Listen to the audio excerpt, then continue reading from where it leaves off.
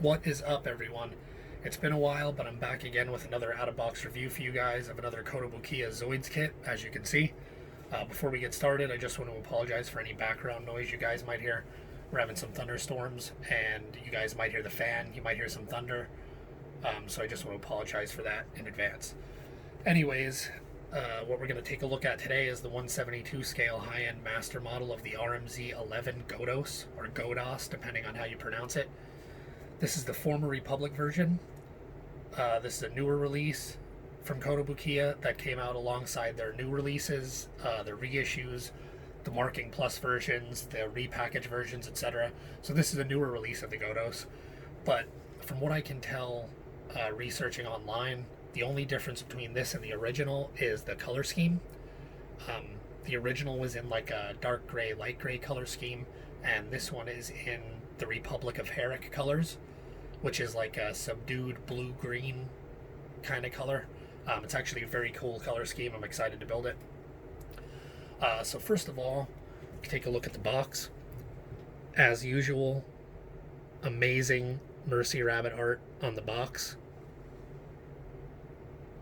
All the art on the Zoid kits is top-notch.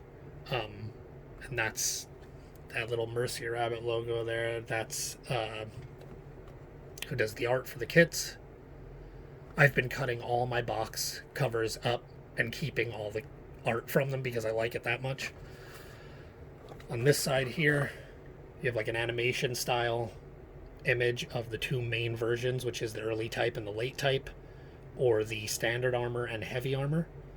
Standard armor being in the lower left, heavy armor being in the upper right. The heavy armor one, actually that's the commander type there, because he has the 30 mil cannon on the left arm.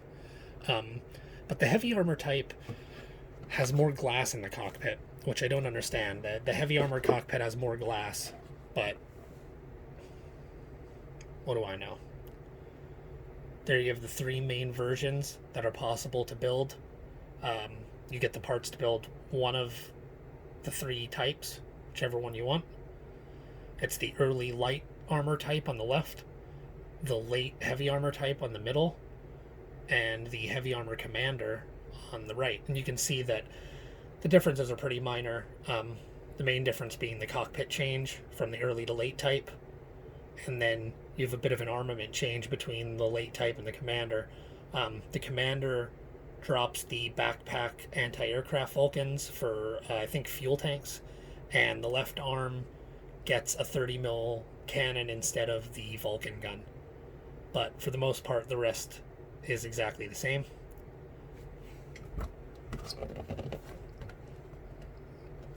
So we can take a look at the instruction manual real quick.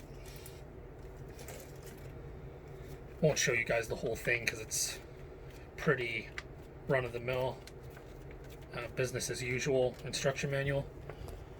So you have your cover page there, and you get a good idea of the color scheme.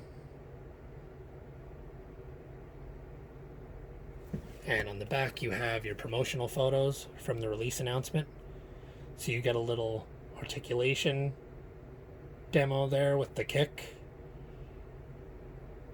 And I like that the Godos is kind of like an amalgam between a theropod dinosaur and a stegosaurus.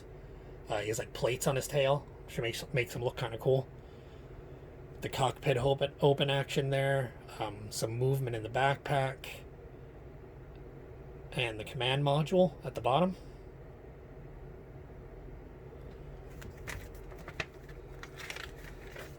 Inside the front page, is just background story and all, which is all in Japanese. Unfortunately, I cannot read it. And you get some of your line art technical drawings. These are always very cool to look at, just like the Gundam ones. It's just a shame that they're in an instruction manual and you kind of just throw it away or stick it in a drawer for eternity. Some more technical drawings.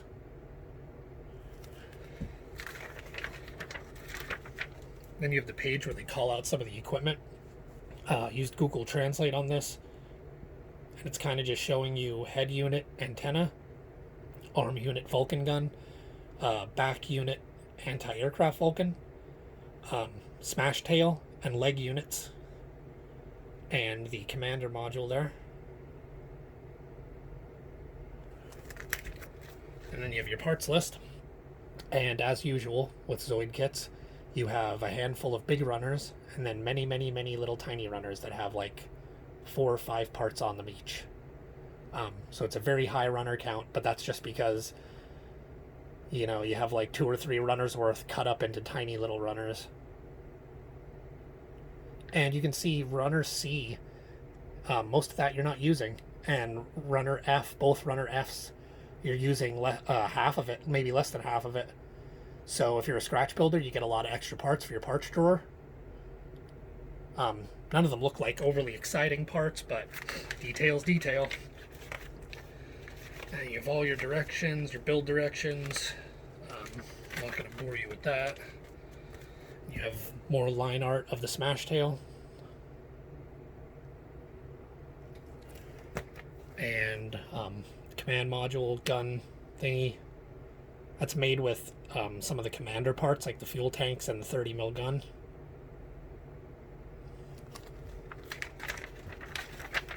And then you got your color call out and the 2 main versions of the kit.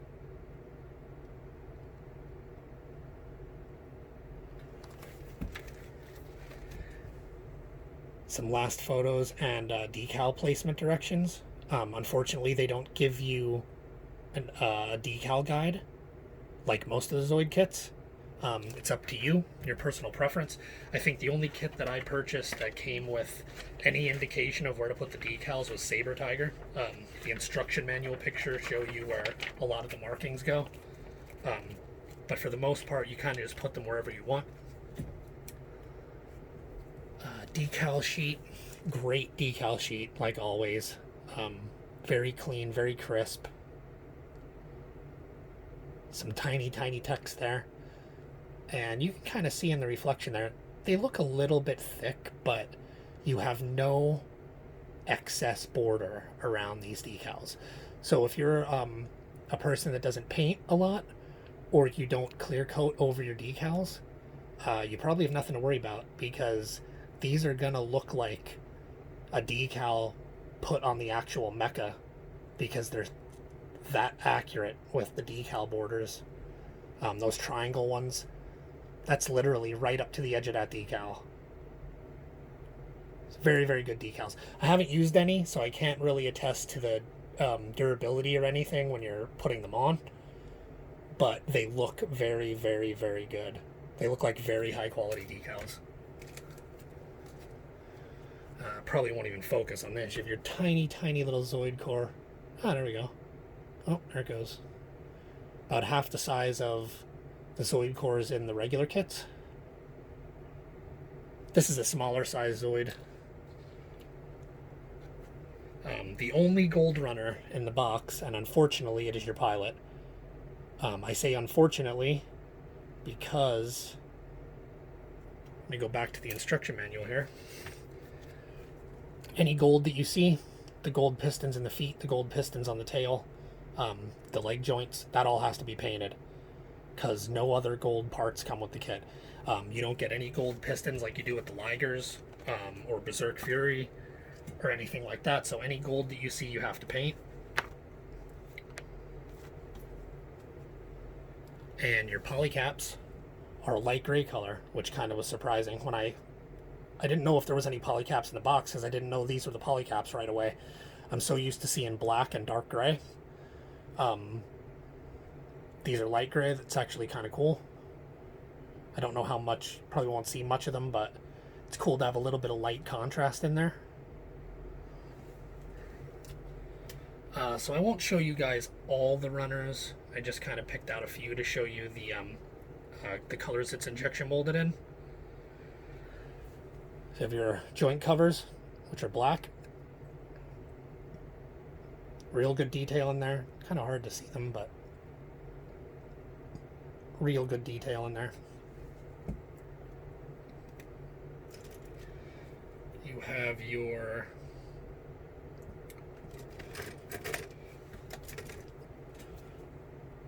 like a subdued, like seafoam green color. It's actually a really cool looking color. Some great detail there on the guns. Kotobukiya's got some great detail.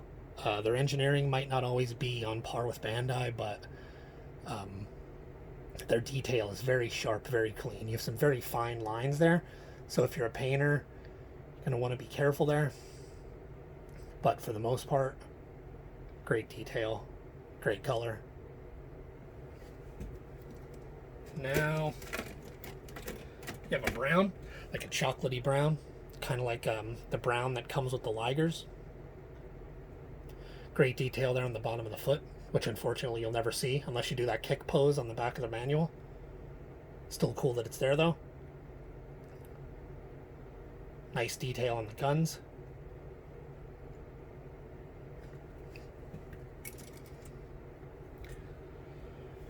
Like a darker bluish green. Again, great detail. Those are some of the plates from the tail.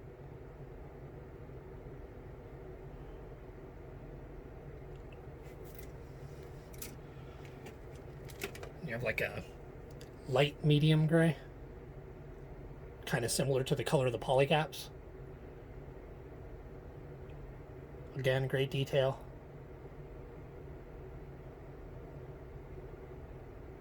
This looks like some of the leg joints and stuff. You can see up in there some like shock absorber detail molded in. Kind of a shame they weren't separate pieces, but they'd be pretty small if they were separate pieces. Your canopy, you get molded in an orange. It's a little bit darker than the original Godos. The original Godos was more of like a yellow color. And like most of the new kits, you get your canopy pieces also molded in clear. So if you're going to do a custom paint job, or you just want your canopy clear or a different color, you get parts to do that, which is really cool. A lot of the Kotobukiya kits now come with those. So yeah, that's pretty much everything with the kit. It looks really cool. I'm kind of excited to build it. I like that you can build it one of 3 different ways. It would be cool if you could have bought like a 3-pack and built all 3 of them, but that's no big deal. I think I might actually buy 1 or 2 more and build all 3 types, because I think that they would look really cool displayed with a Godos, and I happen to have one.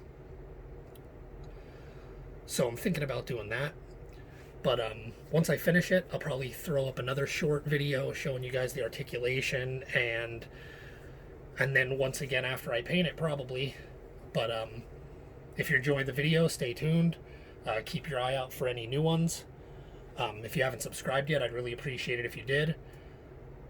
And if you have any questions, go ahead and throw them up in the comment section. I'd be glad to answer any questions that you guys have. So until next time, enjoy your day, and peace out.